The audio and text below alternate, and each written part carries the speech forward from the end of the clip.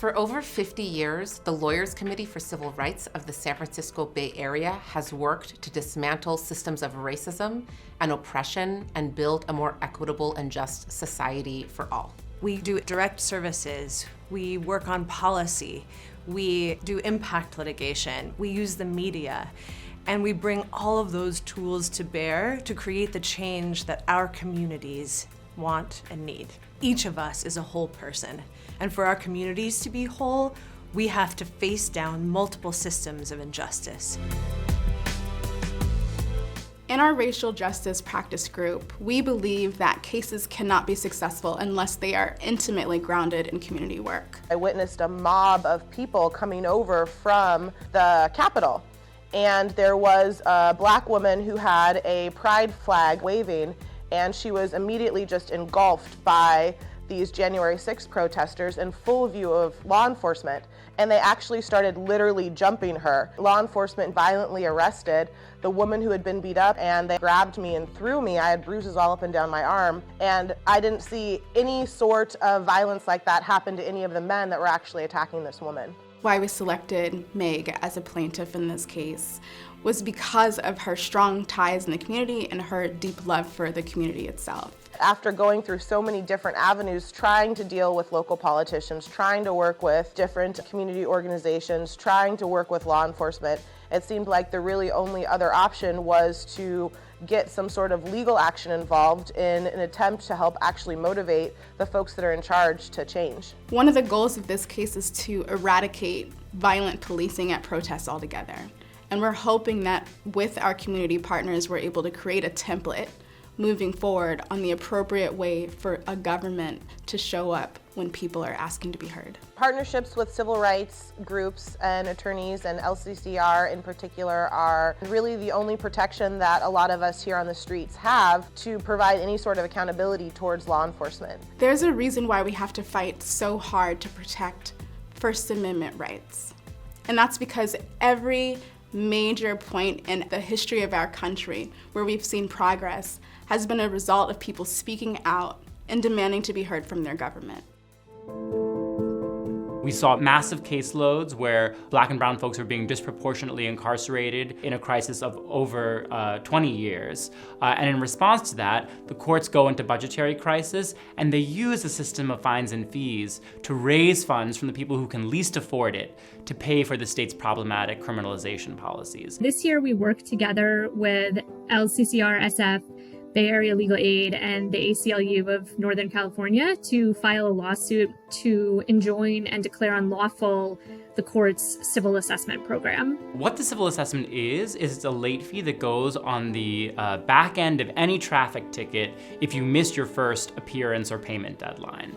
And what it does is it usually balloons the cost of a traffic ticket in California, which is already some of the highest in the country. It actually creates an unconstitutional conflict of interest, as we alleged in our lawsuit, because the courts that are receiving the money are also deciding how much to impose. One of our clients was experiencing an eviction at the time he was asked to pay $800 in late fees on his traffic tickets for tickets he didn't even know he had. It essentially means that you are having the poorest people in the state of California finance the court system that benefits everybody. We've already achieved a huge victory in this case. San Mateo Superior Court announced a policy ending their civil assessments program. Less than a month after we filed our amended complaint, the California legislature passed a bill called AB 199. That bill reduced the maximum civil assessment from $300 down to $100.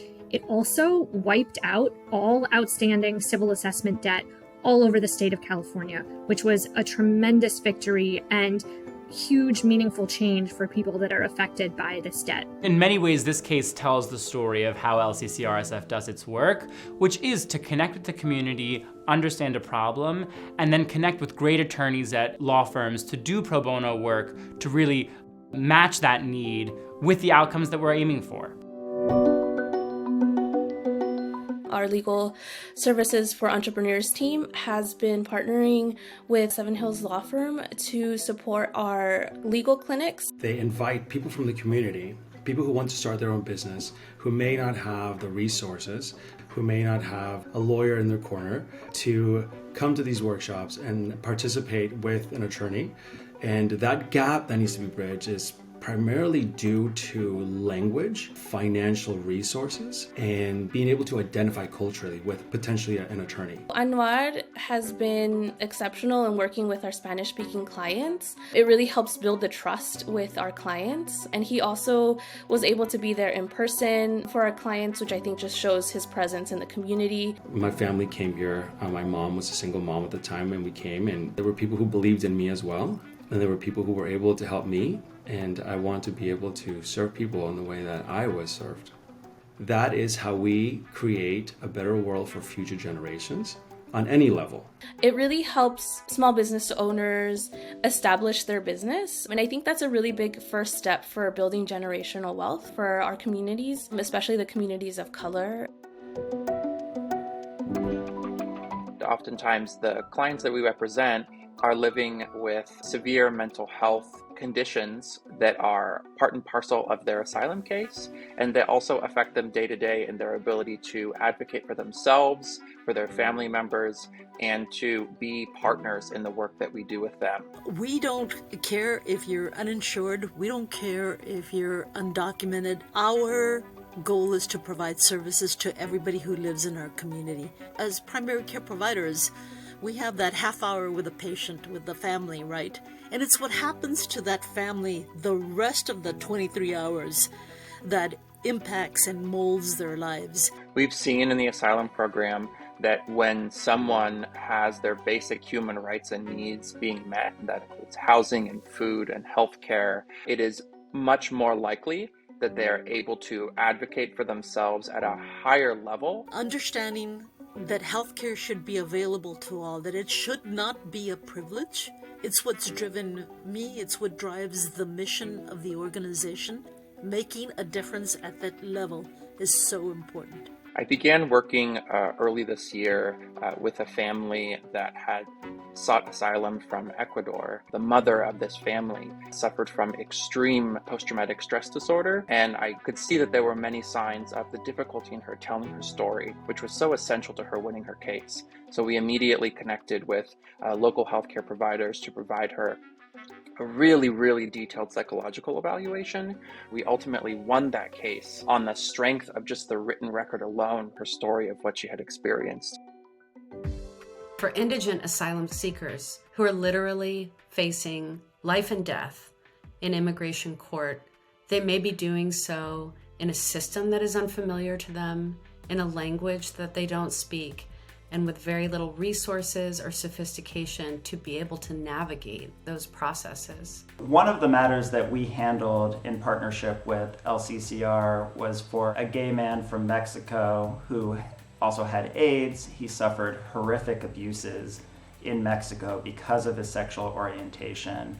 After several attempts, he managed to make it into the United States, where he knew nobody, he had no resources, he had no family. Arnold and Porter is such a great pro bono partner because in all of the cases that we've placed with them, they bring not only their legal skills and the resources of their firm, but their humanity and their compassion in their work with the clients. Being with him after he was granted asylum and just being able to see that he was going to be able to live a real life in the United States. It's really that moment that makes it all worth it. With the support of the private bar, this year alone, we've been able to secure asylum for over 70 individuals, which would never be possible if we were left to our own resources. You're seeing a real tangible impact on somebody's life in a way that you don't necessarily get when you're working on a corporate matter. And it's real, it's immediate, and it's an experience that I'll take with me for the rest of my life. The Lawyers Committee for Civil Rights is an organization where you can get involved in cases that speak to your heart. The work of protecting the fundamental rights of our brothers and sisters from all different nations is the greatest calling that I can imagine and the greatest application of the skills and resources that my degree and my license can afford. It's cases like this where we're able to tell a narrative that's driven by the community, with nuance, where we actually get to the center of what racial justice really looks like, which is people feeling safe and joyous in their own communities and having autonomy to determine their own futures. What's possible in the future depends on our partnerships. When we have pro bono help, when we increase who is involved in the movement, we change what's possible. We change the future of our community.